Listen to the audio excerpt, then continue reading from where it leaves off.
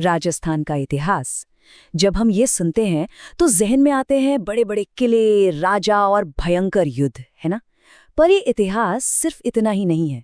ये उन अमर गाथाओं का भी इतिहास है जो आज भी, सच कहूं तो, रूंगटे खड़े कर देती हैं। और आज हम एक ऐसी ही कहानी में उतरने वाले हैं। एक ऐसी रानी की कहानी जिसने कर्तव्य के लिए प्रेम की वो कुर्बानी दी, जिसकी मिसाल शायद पूरी दुनिया में कहीं और नहीं मिलती। चुंडावत मांगी सेनानी, सिर काट दे दियो क्षत्राणी। ये दो पंक्तियां, ये सिर्फ कविता नहीं है। नहीं, ये तो एक पूरे इतिहास का, एक बलिदान की कहानी का सार है। सोचिए, एक ऐसी निशानी की मांग जिसने वीरता की परिभाषा ही हमेशा हमेशा के लिए बदल दी। चलिए इस कहानी की तह तक चलते हैं। तो ये कहानी शुरू कहाँ से होती है? ये शुरू होती है एक प्रेम कहानी से। एक तरफ थी बूंदी के हाड़ा चौहान राजवंश की राजकुमारी सहल कमर, जिन्हें हम सब और पूरा इतिहास हाड़ी रानी के नाम से जानता है, और दूसरी तरफ मेवाड़ के सलुम्बर के जागीरदार वीर रावत रतन सिंह चुंडावत। उनकी शादी को महज एक हफ्ता, बस 7 दिन हुए थे। हाथों की मेहंदी का रंग भी आप सोचिए अभी उतरा नहीं होगा। पर उनकी इस नई नवेली दुनिया पर, उनकी खुशियों पर युद्ध के काले बादल मंडराने लगे थे। और फिर मेवाड़ की धरती से एक पुकार आई, कर्तव्य की पुकार। और ये कोई मामूली पुकार नहीं थी।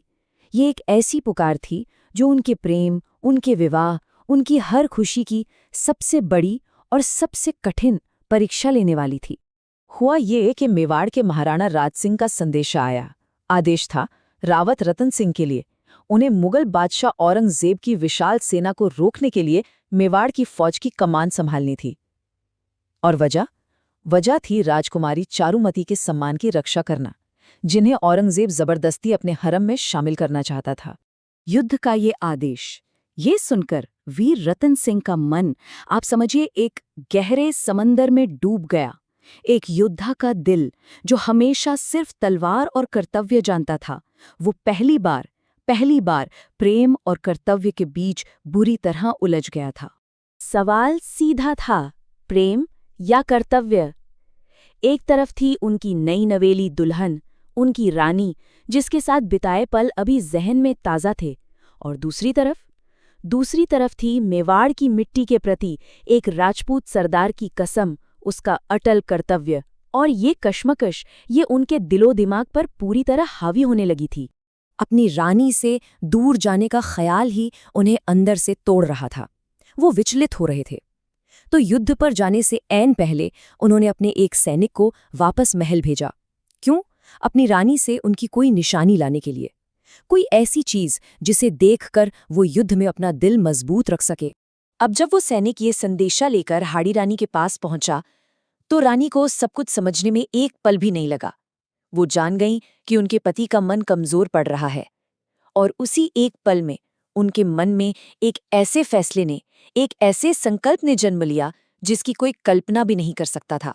हाड़ी रानी ने साफ देख लिया कि उनके पति का ये प्रेम, ये मोह, उनके राजपूत धर्म और उनके कर्तव्य के रास्ते का सबसे बड़ा रोड़ा बन रहा है। उन्होंने सोचा, अगर मेरे पति का ध्यान युद्ध में मेरी यादों में भटका तो ना तो मेवाड़ बचेगा और ना ही मेरा सुहाग। तो उन्होंने तय किया, वो अपने पति को एक ऐसी निशानी देंगी जो मोह के हर बंधन को हमेशा हमेशा के लिए काट देगी।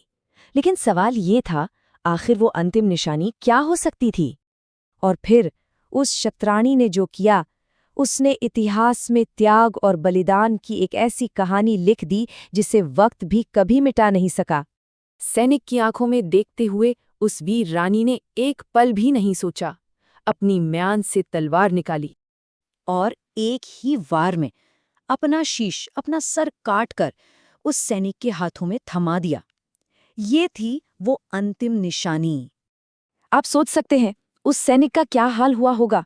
कांपते हुए हाथों से उसने रानी के सिर को थाल में सजाया और उसे लेकर युद्ध के मैदान की तरफ दौड़ पड़ा।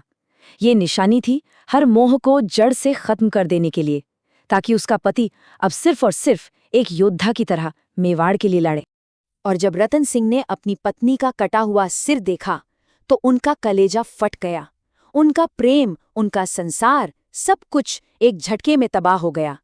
लेकिन उसी बलिदान ने उनके अंदर शौर्य की एक ऐसी ज्वाला भड़काई कि उन्होंने अपनी रानी के सिर को निशानी के तौर पर अपने गले में बांधा और मुगल सेना पर वो प्रलय बनकर टूट पड़े। वो इतनी भयंकरता से लड़े, इतनी वीरता से लड़े कि औरंगजेब की सेना को रौंद कर मेवाड़ को एक ऐसी जीत दिलाई जिसकी किसी ने उम्मीद नहीं की थी। हाड़ी रानी का वो बलिदान वो बेकार नहीं गया। वो हमेशा हमेशा के लिए कर्तव्य और त्याग की एक मिसाल बन गई। और आज भी उनकी विरासत हमारे बीच जिंदा है। कैसे? देखिए, राजस्थान पुलिस के एक महिला बटालियन का नाम हाड़ी रानी बटालियन है। राजस्थान के लोकगीतों में आज भी उनकी कहानी गूंजती है। टोंक में एक हाड़ी रानी की बावड़ी है जो उनकी याद दिलाती है। स्कूलों के सिलेबस में उनकी कहानी पढ़ाई जाती है। और तो और जयपुर के एक म्यूजियम में उनकी मोम की प्रतिमा उस महान बलिदान को आज भी सलाम करती है। हाड़ी रानी की ये कहानी सदियों बाद आज भी हमसे एक सवाल पूछती है, एक बहुत बड़ा सवाल, कि जब बात अपने धर्म, अपने देश और अपने कर्तव्य की हो, तो बलिदान की आखिरी हद, आखिरी सीमा क्या होती है?